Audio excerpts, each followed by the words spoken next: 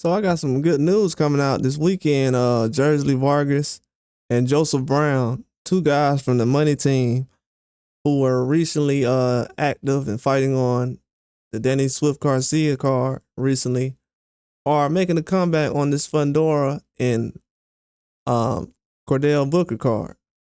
And the reason I'm surprised by this is because PBC hasn't had that many fight cards without Tank Davis recently. And Jersey Vargas is a guy that's a lot of people reminded, and he looks familiar to Tank Davis. And for him to be on this fight card and to basically showcase his skills, this is huge news. I'm gonna tell you why. PBC is still dealing with Floyd Mayweather, but Floyd's not dealing with Tank still, as far as being on his fight card. I don't think that's just a beef that is being used to kind of like promote or market or whatever. I think it's real beef. It's always been real beef. But those guys have always put their differences to the side because of past things, but they always had beef between each other. Tank's a competitor as well as Floyd. But Joseph Brown, very good prospect, one of the most underrated prospects in the game. I'm actually supposed to do a live about him soon. It might be tomorrow. I think the perfect day might be tomorrow to do a live about it. But he's a guy I actually have on my prospect of the year list. I was gonna put Abdullah Mason, but I feel like Abdullah Mason's just taking too many steps forward. I don't really look at him as a prospect, especially after he just knocked out a guy that Rolly struggled with last year. I actually like Joseph Brown. The dude is 154, 6'2". He's an animal. He's huge. He's a specimen. Haven't seen somebody that size since like Charlo. I don't know if Charlo's 6'2". Charlo might be 6'1", maybe. 6'2" is pretty tall. 154, 18 years old. He's called a prodigy. This guy has a lot of things he's bringing to the table. The reason why you won't see a Carmel Moulton on this fight card is because he was supposed to fight on the Danny Garcia card. Then he came back recently and fought on another card. So he's kind of off schedule with the rest of these guys. And for him to come back early and actually fight on this fight card wouldn't make a lot of sense. It would kind of put him in between, behind the 8 ball when he's already had certain situations recently. But the Jersey Vargas, in my mind, I was telling people earlier, feel like he's getting prepped possibly to, I don't want to say make it seem like this. And you look at his gloves, man. The man has gorillas on his gloves. His nickname is Gorilla. He has gorillas on his gloves. He has braids in his head like he's Tank Davis. Looks like Tank in the face a little bit. Same size as Tank. And he just looks like a miniature Tank Davis. No disrespect to him. Not saying he's a miniature Tank like he's.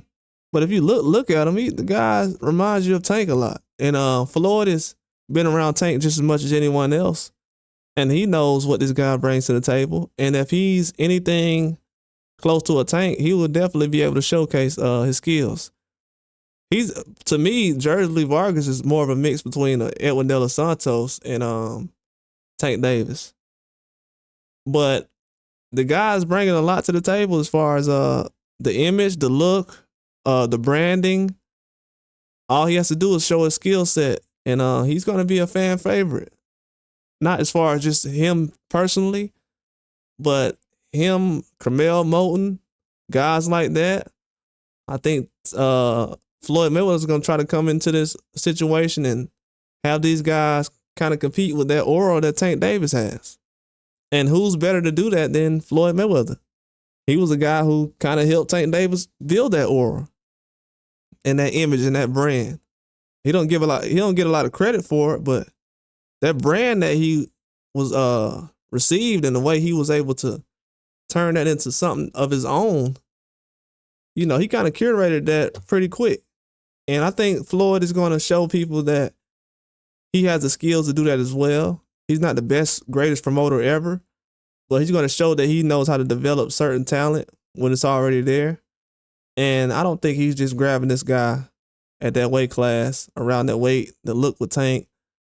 Dude's calling himself a gorilla. It's like, I don't know.